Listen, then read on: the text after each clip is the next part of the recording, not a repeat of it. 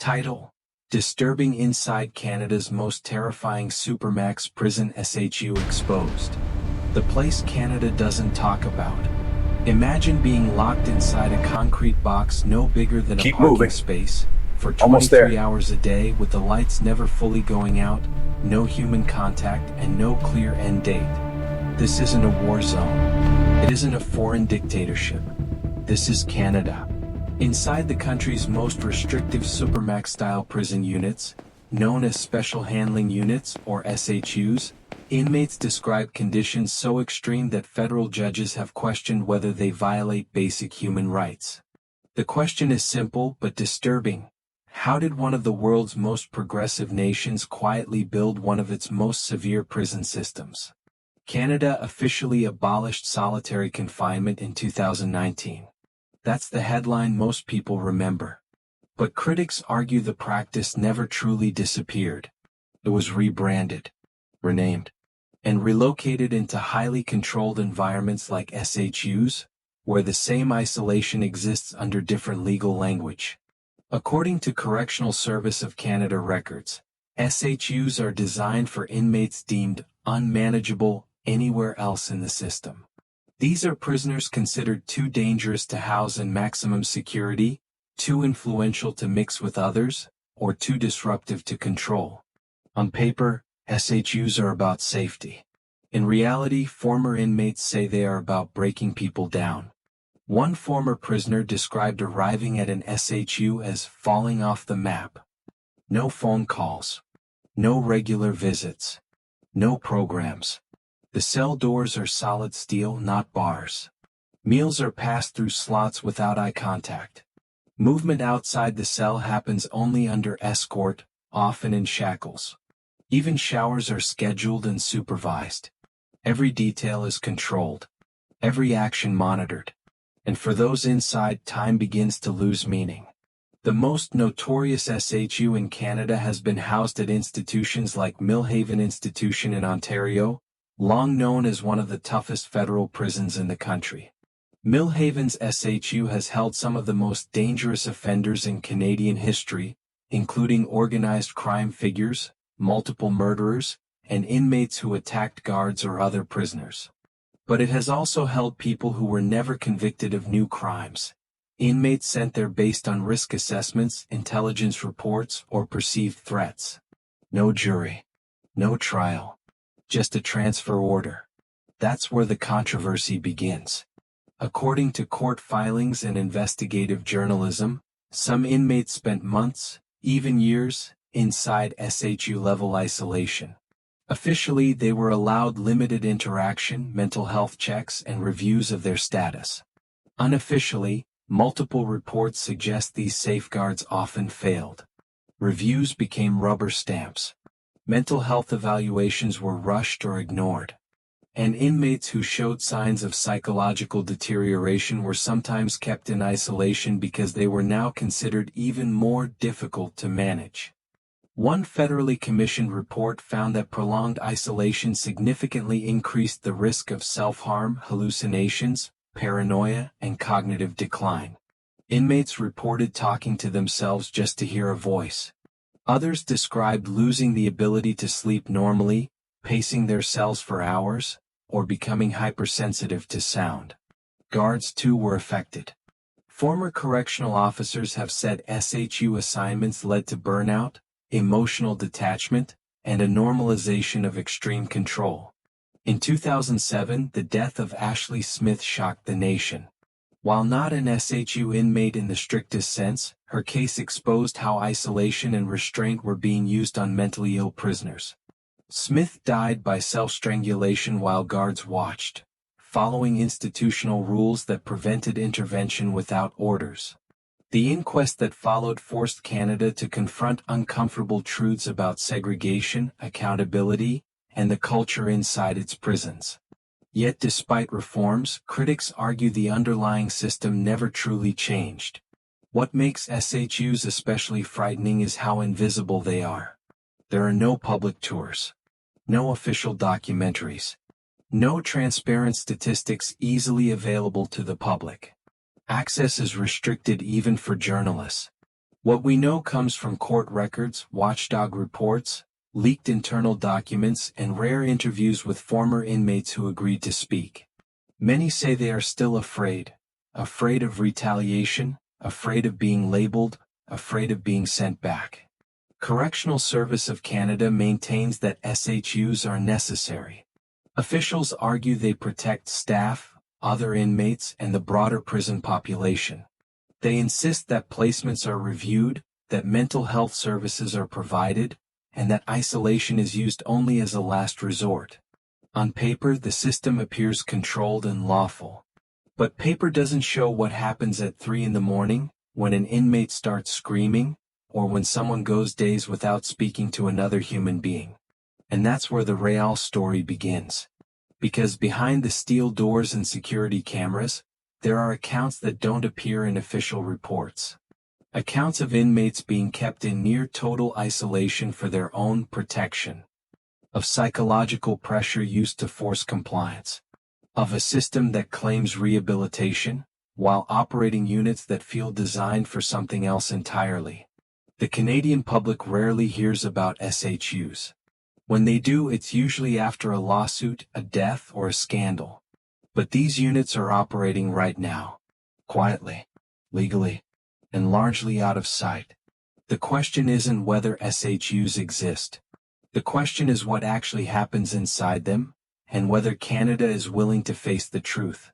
Because once someone enters a special handling unit, getting out isn't just about behavior. It's about survival. And for some, survival comes at a cost they never fully recover from.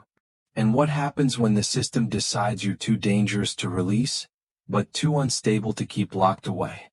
That's where things take a darker turn. When control becomes damage. By the time an inmate reaches a special handling unit, the system has already decided one thing. Normal rules no longer apply. SHUs are not about punishment in the traditional sense. They are about containment, control, neutralization. According to Internal Correctional Service of Canada documents, SHU inmates are classified as high risk to institutional safety, a designation that gives administrators extraordinary discretion over every aspect of daily life. And once that designation is applied, it becomes incredibly difficult to remove. Former inmates describe the first weeks inside an SHU as disorienting. The routine is rigid, but the days blur together. Lights switch on at fixed times. Meals arrive on schedule. Checks are performed through the door window. But there is no reference point for progress. No countdown. No clear benchmarks for release. Reviews happen, but inmates say they often feel symbolic, not meaningful. One former SHU prisoner said, "They tell you it's about behavior, but nobody can explain what behavior gets you out." This uncertainty is not accidental. Experts in correction psychology note that indefinite confinement is one of the most psychologically damaging forms of incarceration. Unlike a fixed sentence, it removes hope. And hope, according to multiple studies, is one of the most important stabilizing forces in prison populations. Without it, anxiety increases. Anger intensifies. Mental health deteriorates. In SHUs, that deterioration is often used as justification for continued isolation. Court records show multiple cases where inmates entered SHUs with no diagnosed mental illness and developed severe psychological symptoms within months. Symptoms included paranoia, auditory hallucinations, panic attacks, and emotional numbness. In some cases, prisoners began self-harming, banging their heads against walls, cutting themselves with improvised tools, or refusing food. Instead of triggering removal from isolation, these behaviors sometimes resulted in increased restrictions.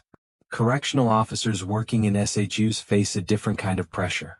Unlike standard prison units, SHUs operate on a philosophy of zero tolerance. Any perceived threat is escalated. Any resistance is documented. Officers are trained to expect manipulation, deception, and sudden violence. Over time, this mindset can erode empathy.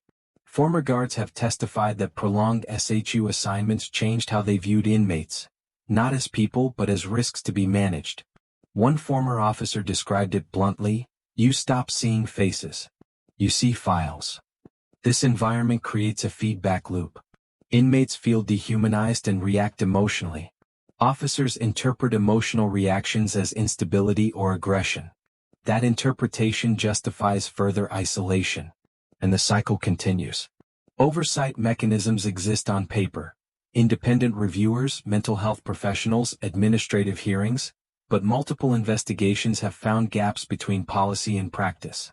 In 2018, a federal court ruled that Canada's use of prolonged solitary confinement violated constitutional rights. The government responded by replacing segregation with structured intervention units. Officially, these units were meant to guarantee meaningful human contact and improved mental health support. But critics argue that SHUs effectively remained outside these reforms, operating under national security and safety exceptions. Different name. Same reality. One internal review found that inmates in SHU-like conditions often received less than 2 hours a day outside their cells, despite policies requiring more. Meaningful human contact was sometimes interpreted as brief interactions with guards during cell checks. Mental health visits were conducted through doors or security glass, limiting genuine assessment. And recommendations for release were frequently overruled by security staff citing confidential intelligence that inmates were never allowed to challenge. The secrecy surrounding SHUs compounds the problem. Unlike standard units, SHUs are rarely included in public reporting. Data is fragmented. Access requests are heavily redacted. Journalists attempting to investigate conditions have faced delays and denials. This lack of transparency makes accountability difficult. When something goes wrong, it is often framed as an isolated incident rather than a systemic issue. And things do go wrong. In several documented cases, inmates attempted suicide while in SHU custody. Some survived. Others did not. Investigations frequently concluded that procedures were followed, even when outcomes were fatal. Families of inmates have described learning about deaths days or weeks later, with limited information provided. Lawsuits followed. Settlements were reached. But the units remained open. What makes SHUs uniquely controversial is that they exist within a system that publicly emphasizes rehabilitation. Canada's correctional philosophy, at least officially, prioritizes reintegration and public safety through behavioral change. Yet SHUs offer little in the way of programming, education, or therapy. The focus is control, not growth. Critics argue that releasing inmates directly from SHUs back into general population, or worse into society, increases risk rather than reducing it. Some inmates are eventually transferred out. Others are not. A small number spend years moving between SHUs and maximum security units, never stabilizing long enough to meet release criteria. These inmates become institutionalized in the most extreme sense. The system was designed to manage risk. Instead, it may be creating it. And then there is the question no official policy document fully answers. What happens when an inmate is deemed too dangerous for regular confinement, but too damaged by isolation to function normally? Because at that point there are only two options left. Keep them locked away indefinitely. Or release someone shaped by years of extreme control into a world with none. And that decision is closer than most people think. The cost of silence. When someone finally leaves a special handling unit, the system considers it a success. The risk has been managed. The threat has been contained. The file is closed. But for the people who lived inside those concrete walls, the consequences don't end at the exit door. They follow them into other prison units, parole hearings, and sometimes into life after release. And that's where the real impact of SHUs becomes impossible to ignore. Former inmates consistently describe the same struggle, relearning how to exist around other people.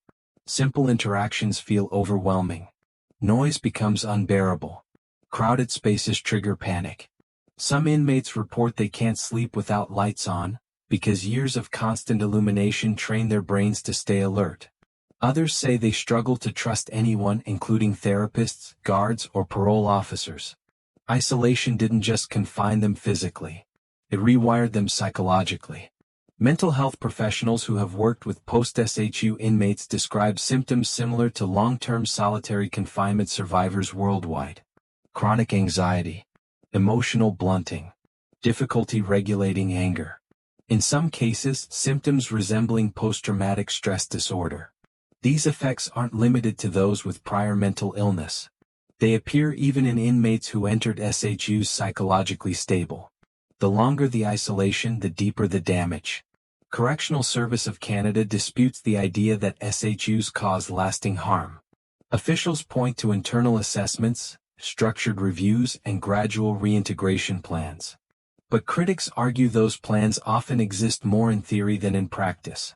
In reality, staffing shortages, security concerns, and institutional culture frequently override therapeutic recommendations. When safety and rehabilitation conflict, safety wins, every time. The legal system has taken notice. Over the past decade, multiple court decisions have challenged Canada's use of extreme isolation. Judges have questioned whether indefinite SHU placements violate the Charter of Rights and Freedoms. In some rulings, the courts acknowledge that prolonged isolation can amount to cruel and unusual treatment.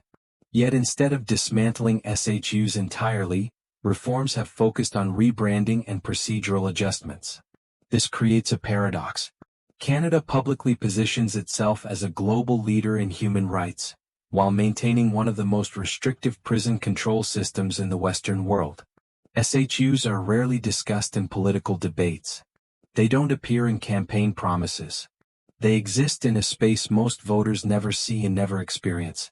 And because the people inside them are among society's most feared, public pressure for change remains limited. But fear doesn't erase responsibility. Correctional experts warn that systems built solely around control eventually undermine their own goals. Inmates released from SHU environments often struggle to adapt to less restrictive settings. Some reoffend. Others violate parole conditions because they cannot cope with autonomy. A system designed to protect public safety may, ironically, be increasing long-term risk. Former correctional officers have echoed these concerns. Some have publicly stated that SHUs should be used only for extremely short periods, if at all. They describe watching inmates deteriorate in real time, knowing the outcome would likely make their jobs harder in the future. A few officers left the service entirely, citing moral injury, the psychological toll of enforcing policies they believed were harmful. And then there are the families. Parents, siblings, and children of SHU inmates often have no idea what conditions their loved ones are facing. Visits are limited or non-existent. Communication is restricted. When behavior changes, families are blamed for not being supportive enough. In reality, many say they were kept in the dark. By the time they realized something was wrong, the damage was already done. So why do SHUs still exist? The answer lies in institutional fear. Fear of violence. Fear of lawsuits. Fear of losing control. SHUs provide certainty in an unpredictable environment. They remove perceived threats quickly and decisively. From an administrative standpoint, they work. But effectiveness is not the same as justice. And control is not the same as safety. Canada's prison system now stands at a crossroads. One path continues the quiet use of extreme isolation, justified by risk assessments and internal reviews. The other requires transparency, independent oversight, and a willingness to confront uncomfortable truths about what happens behind prison walls. That path is harder, slower, and politically risky. Change, when it comes, rarely starts inside institutions. It starts with exposure. The reason SHUs remain so powerful is the same reason they remain so hidden. Silence. Silence from officials. Silence from the public. Silence from a system that operates best when nobody is watching. But silence has consequences, not just for inmates but for the society that allows it. Because prisons don't exist in isolation. They reflect the values of the country that builds them. And if a nation accepts extreme control, psychological damage, and indefinite isolation as acceptable solutions, the question becomes unavoidable. Who is the system really protecting? SHUs are not anomalies. They are symptoms. Symptoms of a system that prioritizes order over understanding, containment over rehabilitation, and secrecy over accountability. Whether Canada continues down this path is not a decision made by inmates or guards alone. It's a decision made collectively through attention, scrutiny, and demand for answers. The steel doors may stay closed, but the truth doesn't have to. If stories like this matter to you, if you believe understanding the hidden systems of power is the first step toward accountability, then stay with this channel. Subscribe for more investigative documentaries that go where cameras usually aren't allowed, because the most disturbing truths are rarely the ones we're shown.